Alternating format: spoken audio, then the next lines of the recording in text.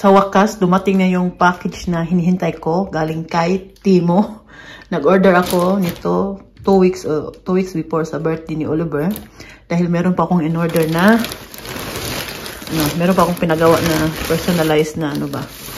Ito din isa sa regalo ko o regalo namin ni Harvey kay Oliver. Kaya lang late na siya dumating pero pupunta naman si Oli dito ngayong 31.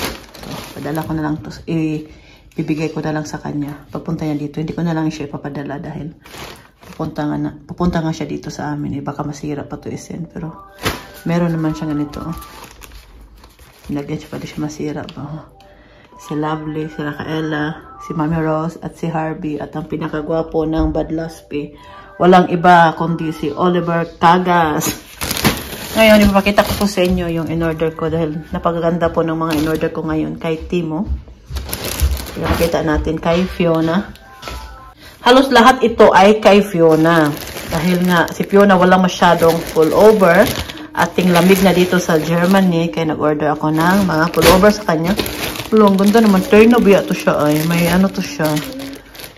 Titingnan mo natin kung malaki kay Fiona kasi parang malaki yung order ko ngayon. At ito yung isa sa pullover. Kumagis yun, Fiona. Parang malaki siya. 160 pala yung order ko. Paano 160 si Fiona? Ito malaki din siya. Pang 13 to 14 years old. Grabe naman yung order ko eh.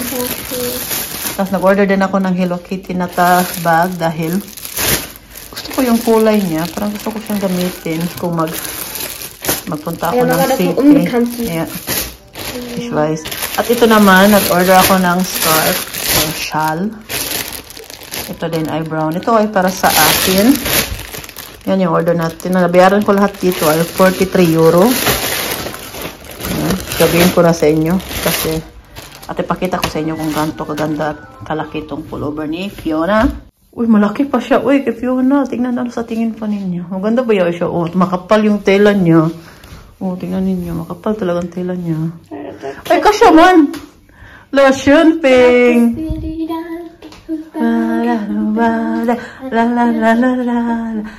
Gabriela, saan? Gabriela na. Back up, Gabriela. Gabriela, back up, Gabriela. Back up, Gabriela. Ala! Bigitan?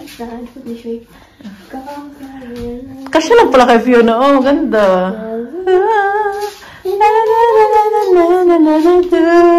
I'm begging you. Gabriela. Gabriela, hands off, Gabriela. Ito din, maganda din siya. Wow!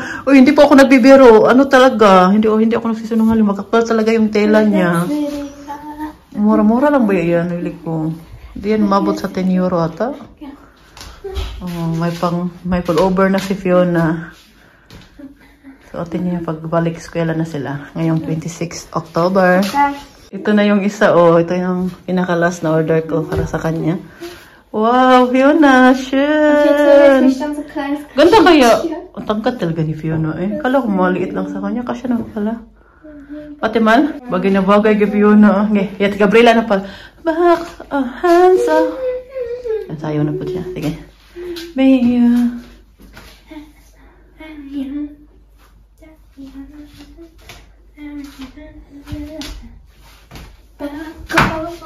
La. Nagprito pala ako dito ng isda. Yung nabili last week ba. May natirang isa. Ito ay kapakain ko sa mga anak ko ngayon. Kasi gusto nila itong dorado. Kumakain sila ng isda pero si Michelle naman, kumakain naman siya. Pero itong dalawa, ito lang isda ang kinakain. Pero konti lang to sa kanila. Kumain na din kasi yun si Philip kanina. Si Fiona din. Kasi Michelle ang kakain nito. At si Fiona. At si Uma, ginawan ko pala ng brat kartoffel. Ginisa ko lang siya sa bawang. Talagyan ko siya ng itlog. Pag nakulang sa mantika. Mantika. Kuha mo na ako ng mantika. Yan kay Uma. Patatas. After magluto, ngayon, maghugas ng plato. Ganito po maghugas sa mga German, Naglalagay sila ng tubig dyan. Tas, si Uma noon, kunti lang sabon niya lalagay niya. Pero bago niya hugasan yung plato, tinatanggal niya muna yung mga dumi, yung mga natira-tirang mga ano ba.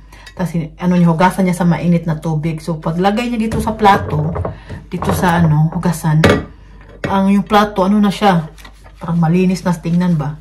Kasi tinanggal na nga ni Uma. Ngayon nga lang, wala pang sabon yun. Tapos, inano lang niya sa mainit na tubig. Tapos, ito naman, teka muna, may tumawag sa akin. Tapos, ganyan, maghugas. Nanawag pala si Martin. Pagka, hugasan ni Uma, kita ko sa inyo ha. Ganito niyo umap noon. Kasi natin sa mainit na tubig. Ano ba? Ganyan ni Uma, di ba? Mainit yung tubig. Oh, nakita pa niyo ano? Oh, di ba? Mainit siya. Hinugasan ni Uma sa mainit na tubig, tinatanggal yung Tapos pagkatapos, itong hugasan, nilagyan ni Uma ng mainit na tubig. Hindi masyado mainit, yung kayang-kaya lang din pag maghugas ka. Tapos nilagyan niya ng itong sabon ng plato.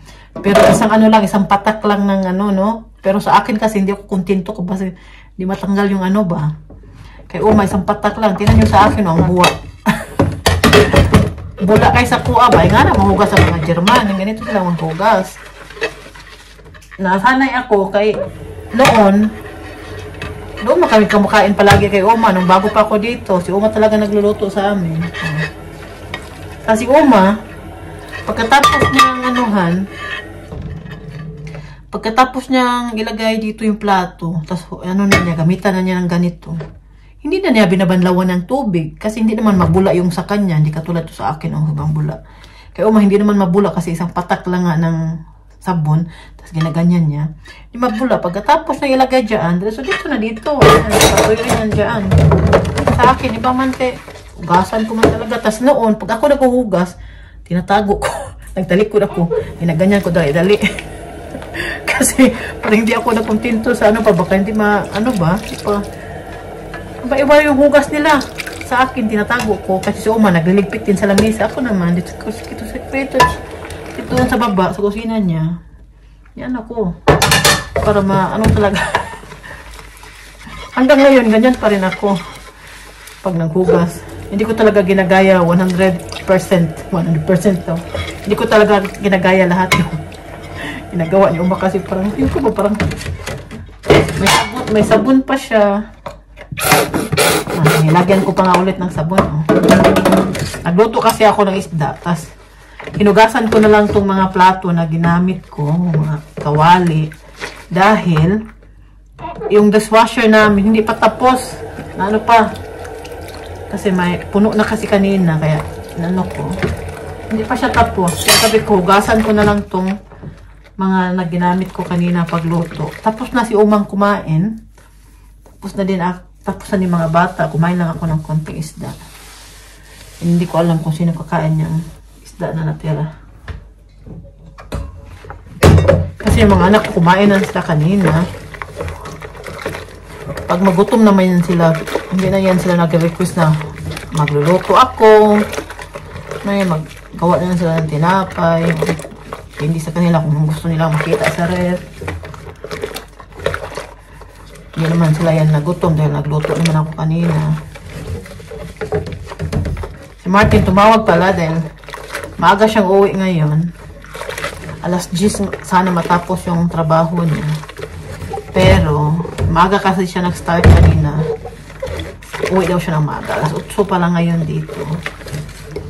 Uma kasi natulog yun siya. Hindi ko siya ginising kay kanina nagdrama-drama lang si Uma. Hindi ko siya ginising kay pag ginising mo yan, hindi talaga yan maganda ang niya. Hindi yan kakain, hindi yan iinom. Kaya, pag tutulog yan, hintayin ko talaga kung kailan niya magising. Kahit madaling araw pa, hintayin ko talaga yan sa Uma. Sumbin ako dito. So, last kong hugasan ito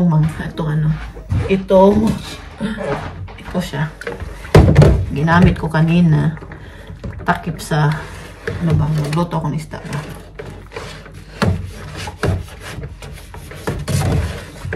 Lagay muna natin dito para matanggal yung mga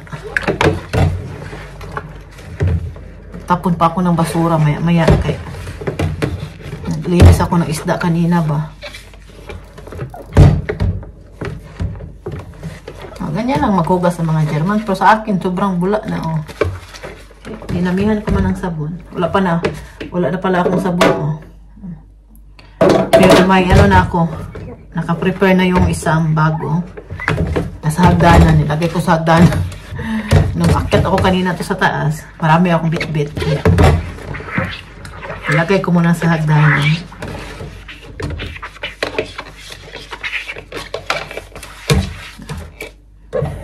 Kasi bukas ko pa yan, liligpitin yung ano, yung nasa loob ng dishwasher. Hindi ko pinakita yung mukha ko yung trabaho ko na lang pakita ko sa inyo. Para sawa na yung mukha ko, palaging pinapakita. Yung ano na lang, yung trabaho ko na lang. Kasi tugasan nila ito. Lagayan to ng patatas dito pag konti lang yung patatas na ninadala ko dito sa taas. Kasi yung patatas dapat ano siya dapat sa madilim siya nilalagay. Hindi siya pwede sa maliwanag. Doon ko lang talaga yan siya nilalagay sa garage namin. Kumukuha lang ako pag kailangan ko magluto ng patatas. Yan lang yung ginagawa ko. So,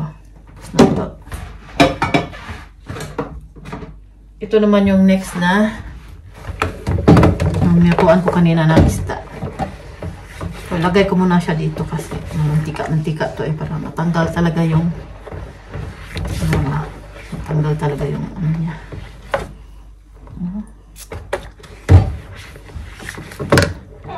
Lagay muna natin dyan. Mag-ano muna ako dito. Linis muna konti. At maligo ako ngayon.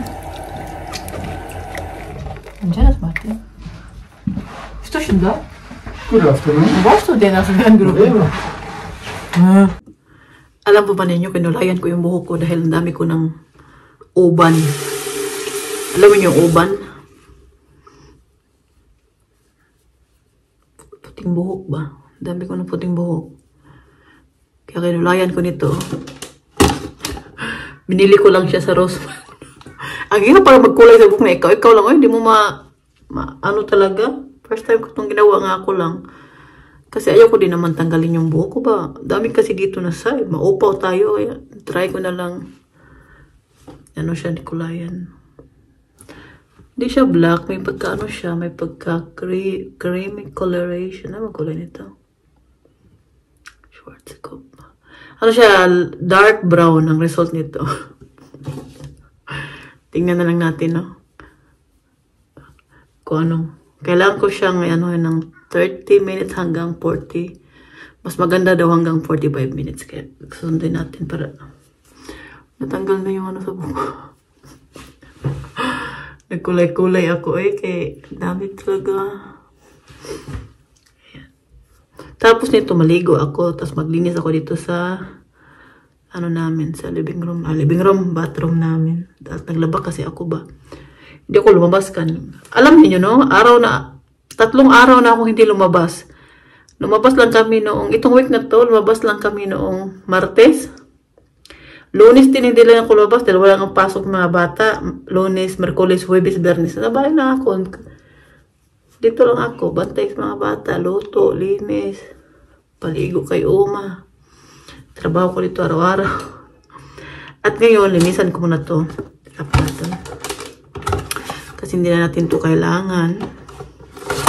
Lagay na natin dito lahat. Uy, nagkano siya. Kasi linisan ko dito ano namin.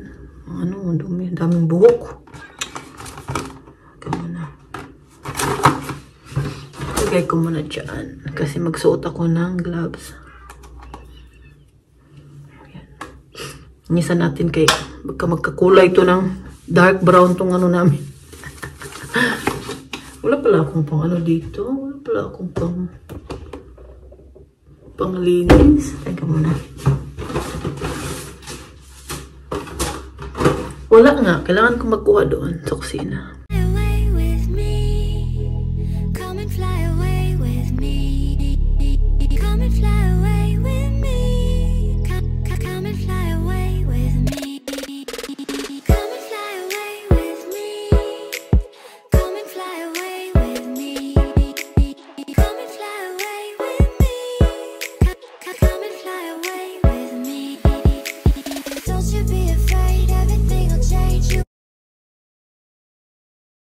O, tingnan po ninyo, ilang days lang akong di nagpunta ng city. Ang dami nang lilinisin ni Mami Rose dito.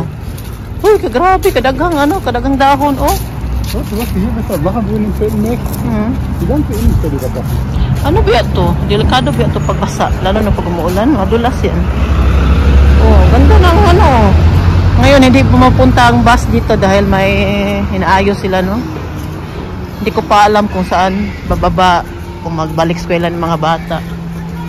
So, ilang weeks din tong sirado dito. May ayusin sila. Nakaharang na dyan. Ito kami sa City ni Martin. Bili kami ng diaper ni Oma dito sa Rossmann. Pero pupunta muna kami doon sa Bikere. Bibili siya ng tinapay. Bibili si Martin ng tinapay at ako naman ay may bibilhin saglit. Kaya after nito, uwi kami sa bahay. Sikaspo namin si Oma.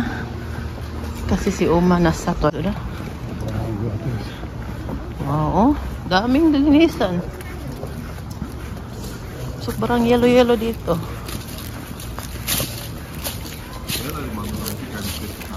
Buti na lang hindi basa, hindi umuulan.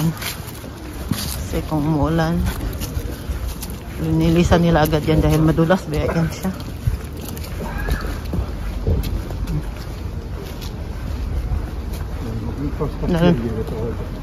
Hoy, tigi hagi, mispe, bakit schnell fertig? Buti dahil lo din siya, han. Egal wo, ob oder auf. Away with me, come and fly away with me. Come and fly away with me. Come and fly away with me. Come and fly away with me. Come and fly away with me. Die wichtig sind für Tingnan po ninyo. Ruhrgebiet, weil da wenig Wasser drin sind am trockenen Sommer. Dann lassen die hier das Wasser ab. Weil die Flüsse, die Bäche und ganda ngayon ng weather. Maaraw. Maaraw ngayon. Pero malamig. Die Ruhr, das Wasser ist fürs Ruhrgebiet, weil das früher... Dito tayo naglakad-lakad ngayon. Ibang ano na naman yung lakaran natin. Para maiba naman din ang makita ninyo. Pakita ko po sa inyo kung gaano po kaganda ang autumn dito sa Germany. Kanina hindi pa masyadong malamig, no? Dahil sobrang ano ng araw kanina. Ngayon, tingnan po nila po na nilalamig siya. Kaya sabi ko sa kanya, hindi naman masyadong malamig. Kanina kasi maaga kami labas si Martin dahil nag-grocery kami. Noong mga last dose ba. Noon, hindi pa masyadong malamig. Ngayon, lamig na. Yan pa niyo yung paligid. Lakad lang kami konti. Ne, hört man schon so. Wo die... da, oben! Ano na sila? Pupunta na sila sa ibang bansa dahil malamig na dito. Ano na daw yan? Papuntang Afrika na daw yan sila. Kasi dito sa Europe, ano na, lamig na. Kaya, mga langga, mga ibon, ano na sila? Langgam kasi sa Bisaya ba? Wala.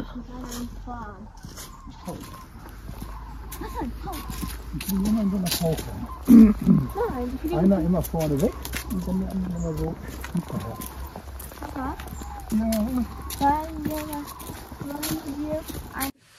Hello po sa inyong lahat. Nasa bahay na tayo. Ano ba itong nasa loob? Ay, ano pala. Nasa bahay na kami. Natapos na kami maglakad-lakad. Ang layo ng nilakad namin ngayon.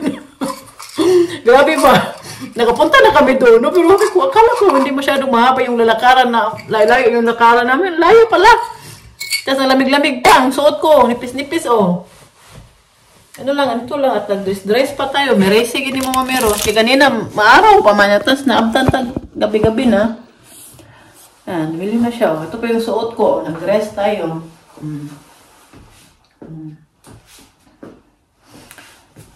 Sila kailan natatawa palagi pag suot ako ng ganito, ano, itong leopard na, ano. Kasi noong hindi pa masyadong malamig, marami akong kaparehas. Hindi naman parehas ng suot na dress. Yung mga parehas na ganitong style ba. Na ano din, leopard din yung suot nila. Ngayon po, magluluto ako ng sinigang na baboy dahil gusto kong humigop ng malamig. Mainit na sabaw. Ano ba yan? Hindi tayo marunong nabili kasi ako kanina. Itong nabili natin. Oh, ito yung pork belly na ano to.